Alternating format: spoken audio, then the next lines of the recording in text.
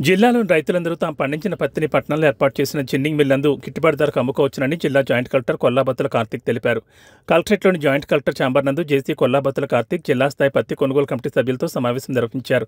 ఈ సందర్భంగా joint collector Kollabathula Karthik మాట్లాడుతూ రాష్ట్ర ప్రభుత్వం పత్తి రైతుల సంక్షేమాన్ని దృష్టిలో ఉంచుకుని వారి సంక్షేమాన్ని కృషి చేయడం జరుగుతుందన్నారు. పత్తి రైతులు తాము పండించిన పత్తిని గిట్టుబాటు ధరకు అమ్ముకునేందుకు పట్టణంలో పత్తి కొనుగోలు కేంద్రాన్ని ఏర్పాటు చేయడం జరిగిందన్నారు.